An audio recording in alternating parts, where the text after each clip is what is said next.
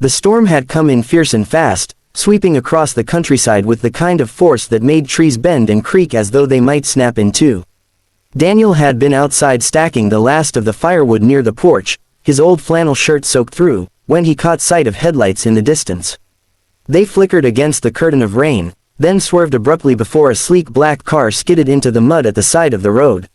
His instinct sharpened at once. Out here, on this rural stretch where neighbors were miles apart, no one stopped unless they truly had to. He threw down the wood and hurried across the gravel, boots splashing in muddy water. When he reached the vehicle, he found a woman inside, struggling with the door. The car's tires spun helplessly, sending mud spraying. She was dressed in clothes that didn't belong in this part of the world, an expensive suit jacket that was quickly darkening with rain, high heels sinking into the muck the moment she stepped out.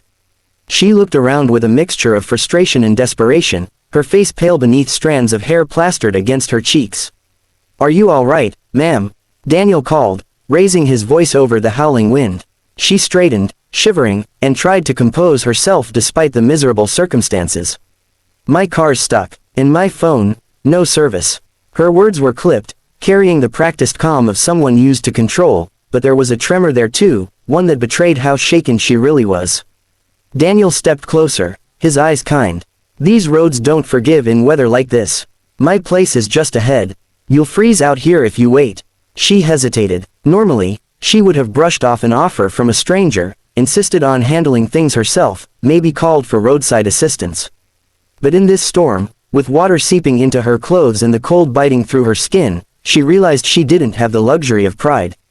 She gave a small nod, pulling her handbag tight against her side. Daniel led the way, steadying her as her heels slipped on the wet ground.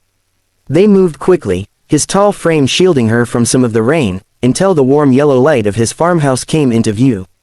The sight made her exhale in relief. Inside, the atmosphere was a stark contrast to the storm outside. The glow of a fire flickered across the modest living room, casting golden light over worn furniture, shelves stacked with books, and a quilt draped over the couch. A little girl peeked shyly from behind the doorway, her pigtails bouncing as she tried to sneak a better look at the stranger her father had brought in. Daniel shrugged off his drenched jacket and hung it by the door before handing the woman a towel. "Here, you'll catch a chill. Lily, don't be shy, say hello." The girl stepped forward with the kind of innocence that softened even the harshest hearts. "Hi, Daddy made soup. Do you like soup?" The woman blinked, momentarily caught off guard. For years, her world had been all sharp edges, boardrooms, negotiations, decisions worth millions. But here was a child asking her a simple, genuine question. She knelt slightly, forcing a smile that soon became real. "Yes, I do. Thank you." Daniel guided her closer to the fire, where the heat seeped into her damp clothes. "Storms should pass by morning. In the meantime, you're welcome to stay here. It's nothing fancy, but it's warm." The woman sank onto the couch, exhaustion catching up with her now that she was safe. When Daniel handed her a steaming bowl of soup, she realized she hadn't eaten since early morning. She took a tentative spoonful, the savory warmth spreading through her body, easing the tightness in her shoulders. She caught herself sighing, and when she glanced up, Daniel was watching with an amused smile. "It's just an old recipe," he said. "Nothing special. She hesitated, then admitted softly, "It's wonderful." Lily giggled at that, leaning against her father. "Daddy makes the best food." Conversation came slowly at first. Daniel asked her name, but she only gave him her first, Emma, without adding anything else. He didn't pry, and she was grateful. Instead, he told her about the little world he and Lily had carved out for themselves on this small farm. He spoke of early mornings feeding chickens, of Lily's school projects, of evenings spent telling stories by the fire. His voice carried no bitterness, no trace of the struggle she imagined must come with raising a child alone. Only warmth, steady and sure.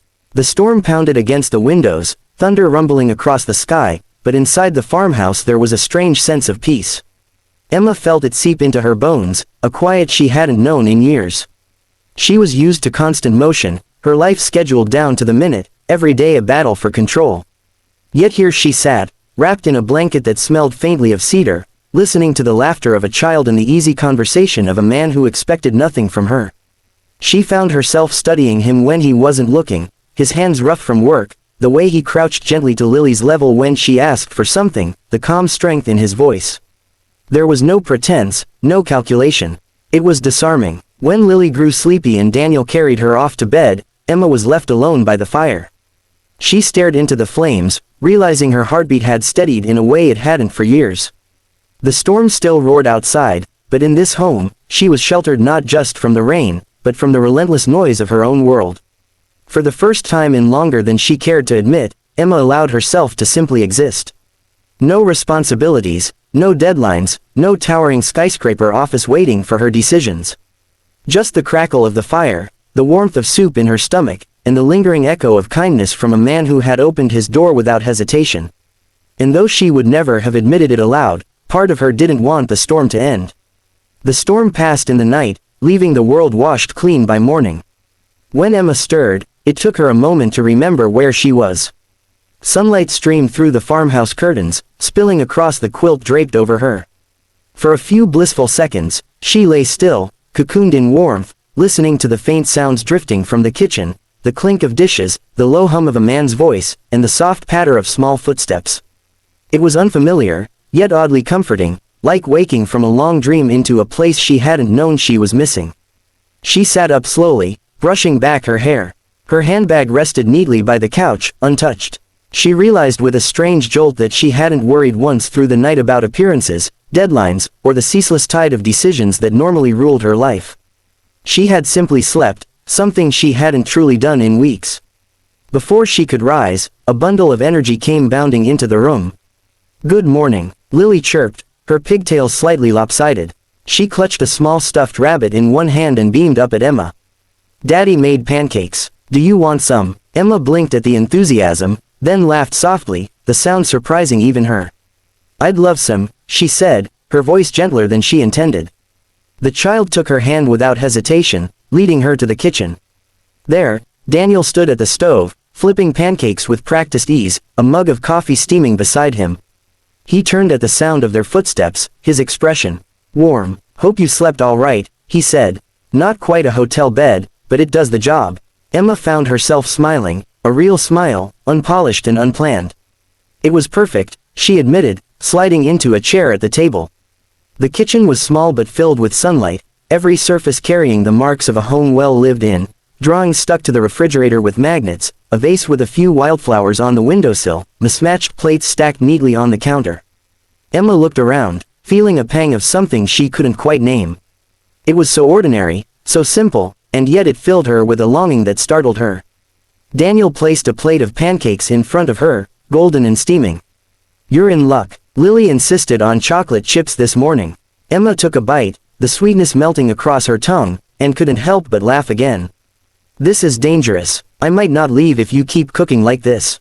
Lily giggled at her words, and Daniel only shook his head with an amused glint in his eyes.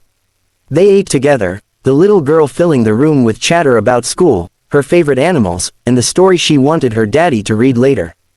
Emma listened, nodding, adding a comment here and there. For once, she wasn't the one leading the conversation or steering it toward a goal.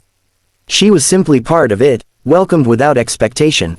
After breakfast, Daniel rose and stretched, glancing toward the window where the mud from the storm still glistened. "We should see if your car's ready to move. Roads are better now." Emma nodded, though her stomach sank slightly. The thought of leaving felt heavier than it should. Together, they walked out to where her sedan sat at the roadside. The morning air was crisp, carrying the scent of wet earth and pine.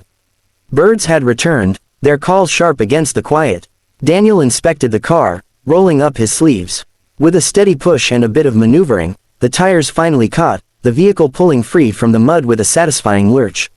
Emma stood nearby, arms crossed against the cool breeze, watching as he worked. There was something grounding about him, steady, unhurried, the kind of man who didn't need to announce his strength but lived it quietly. When the car was secure, she knew there was nothing left to delay her departure. She opened her bag, pulled out a small card, and held it out to him. "I want to thank you properly," she said, her tone quieter now, almost hesitant.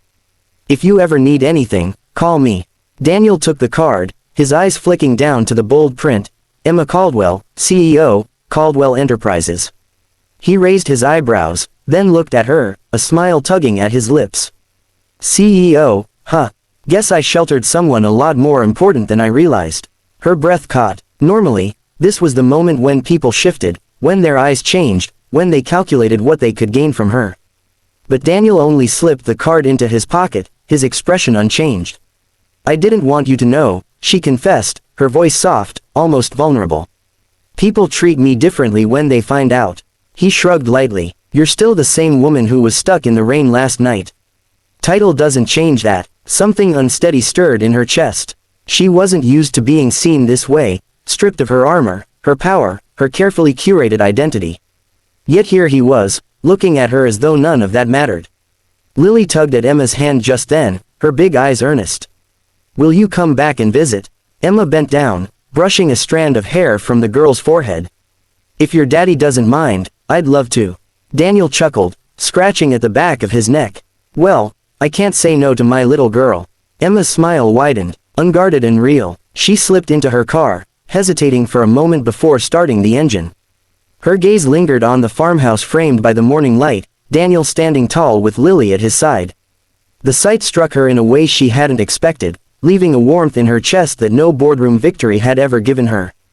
As she drove down the gravel road, the world beyond waited, calls to return, meetings to lead, decisions to make. Yet the image of Daniel and Lily stayed with her, etched in her mind.